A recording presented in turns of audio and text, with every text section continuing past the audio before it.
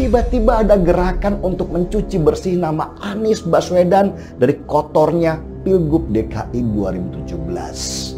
Baru sesudah itu mereka mengumumkan bahwa Anies Baswedan dalam Pilgub DKI 2017 kemarin adalah juga korban dan tidak terlibat dalam politik identitas. Jijik kan? Jijik nggak? Begitu gampangnya mereka ingin mencuci nama Anies Baswedan dari kotornya Pilgub DKI 2017 yang hampir saja membuat terbelah bangsa ini.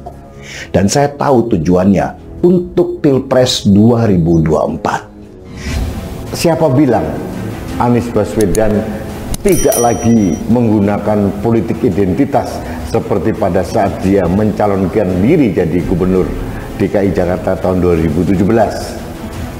Beberapa kelompok Anies menolak, bahkan ada yang membantah Anies bukan tokoh politik identitas berbasis agama. Tapi itu kan penolakan yang tidak sesuai dengan realita dan fakta.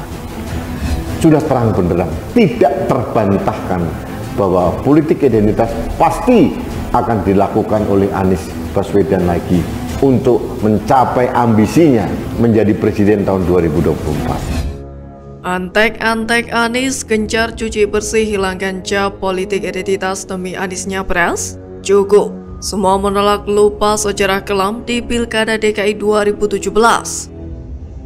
Ditulis oleh tim redaksi jurnal, dikutip dari berbagai sumber. Halo, kembali lagi dengan saya Nana Caniago di channel Jurnal 45. Mantan Sekretaris Kementerian BUMN, Said Didu belak-belakan heran dengan tudingan yang menyebut Anies Baswedan menggunakan politik identitas. Hal tersebut ditanggapi Said Didu melalui akun Twitter pribadi miliknya. Dalam cuitannya, Said Didu mengatakan bahwa cap itu kerap disematkan ke Anies Baswedan sejak Pilgub DKI Jakarta 2017 silam.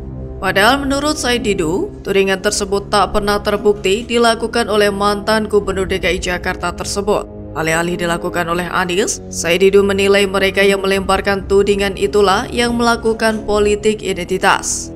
Mantan orang pemerintahan tersebut menduga bahwa ada maksud lain dari tudingan politik identitas kepada Anies. Ia menduga bahwa hal tersebut sengaja dilontarkan untuk memojokkan mayoritas.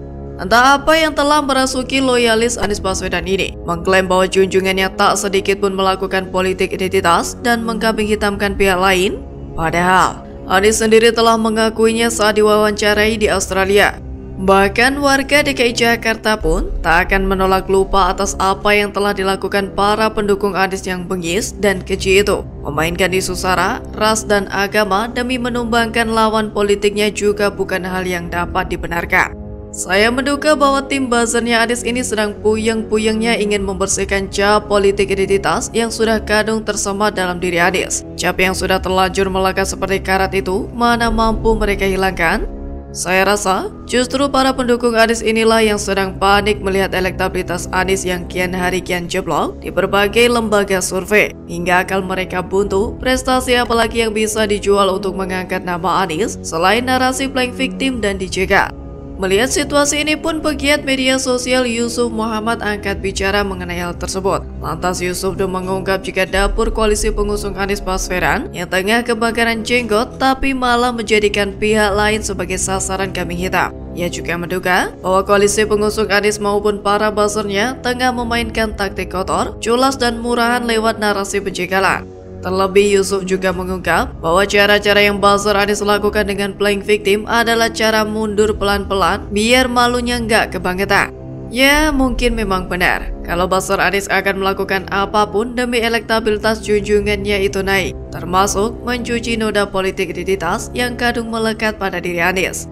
Kalian bisa bayangkan sendiri betapa masifnya kelompok-kelompok di belakang Anies. Kelompok-kelompok yang berkepentingan ingin menjadikan Anies sebagai presiden agar bisa ditunggangi dan disetir. Sebab tidak ada makan siang gratis dalam politik. Camkan itu baik-baik. Negara ini sedang dalam incaran kelompok besar yang ingin menguasai. Begitu jagoan mereka menang pilpres, mereka bebas dan bisa pesta besar. Tapi mereka takut ketahuan, mereka tidak ingin diketahui, mereka ingin jagoannya dipersepsikan bersih dan tidak ada yang menunggangi. begitu menang Pilpres, ujung-ujungnya bakal ketahuan juga.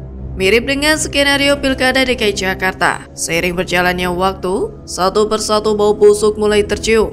Kelebihan bayar, banyak proyek tak jelas dan boros. Formula E, boros itu artinya dermawan. Kelebihan bayar itu adalah dermawan. Dermawan ke siapa? Silakan tanya ke Anies aja. Dia bisa jawab, tapi mungkin tak akan mau jawab.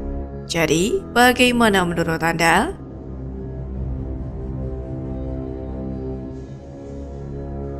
Ya, tentu kami bersyukur karena memang Partai Nasdem ini dengan tagline politik tanpa mahar menjadi role model ya bagi partai modern untuk bisa disukai oleh masyarakat. Dan alhamdulillah melalui Indonesia memanggil, Nasdem memanggil, banyak sekali ya masyarakat yang ingin masuk menjadi legislatif dari Partai Nasdem.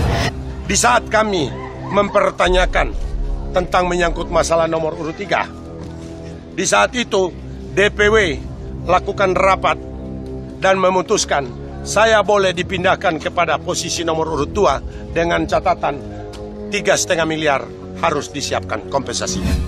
Nasdem sudah mau tenggelam, kawan. Koalisi perubahan terancam tinggal nama saja karena masing-masing kaptennya mengancam untuk pindah kapal. Dan pada titik ini Surya Paloh pasti bingung luar biasa. Dia mau kemana? Ke Ganjar atau ke Prabowo? Surya Paloh harus cepat memutuskan karena kalau tidak berlabuh di 2 kapal penyelamat itu, maka Nasdem benar-benar akan tenggelam. Gonjang-ganjing Nasdem setelah kadernya dipalak 3 miliar untuk maju pileg. Ditulis oleh Widodo SP, dikutip dari siwo.com. Halo, kembali lagi dengan saya Nana Chaniago di channel Jurnal 45.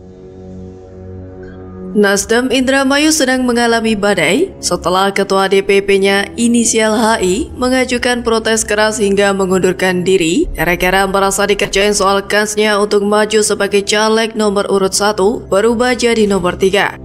Menurut pemberitaan, kabarnya kalau si caleg ini mau dimajukan untuk nomor urut lebih atas untuk dapilnya, si caleg harus menyetor sebanyak 3 miliar lebih ke partainya. Wih, gila.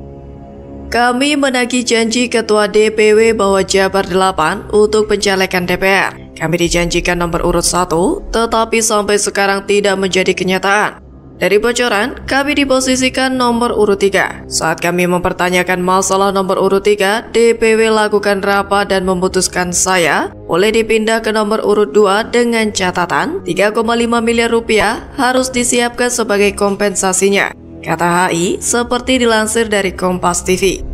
Alhasil buntut dari permintaan pembayaran 3 miliar lebih itu membuat para kader Nasdem yang selama ini menjadi pendukung HI merasa kecewa, lalu mundur berjamaah dengan mencopot atribut Nasdem dari badan mereka.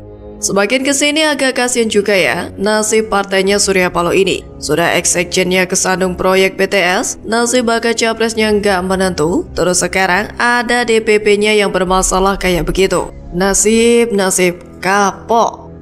Sebenarnya perkara internal begitu kan tampaknya lazim terjadi dalam dunia politik di Indonesia. Setiap kali pileg akan terjadi persaingan ketat untuk memperebutkan siapa yang akan menjadi nomor 1 di dapil yang akan mengirimnya untuk maju dan dipilih rakyat. Cuman karena mungkin keterlaluan dan dianggap mengecewakan, ya nggak apa-apa juga lah kalau akhirnya HI menyanyi di depan media, karena Nasdem kan sedang menjadi isu yang cukup seksi dan hot buat dibahas. Apalagi sampai copot-copot atribut partai segala. Semoga diikuti oleh kader-kader dari daerah lainnya, biar ambiar sekalian. Ya, sekarang kita tunggu saja bagaimana kisah drama politik Nasdem selanjutnya setelah pemberitaan mundurnya kader Nasdem di Indramayu ini. Sebentar lagi paling ada klarifikasi, bantahan, atau adegan baper berjamaah dari para kader Nasdem. Mungkin meniru dari partai koleganya yang dikenal sering baper berjamaah kader partainya. Sudah tahu kan partai mana? Wes, biarkan sajalah. Tak ada gunanya mencemaskan Nasdem yang sudah melakukan kesembronoan sejak mengangkat Anies sebagai bakal capresnya. Salah sendiri kan? Begitulah kura-kura.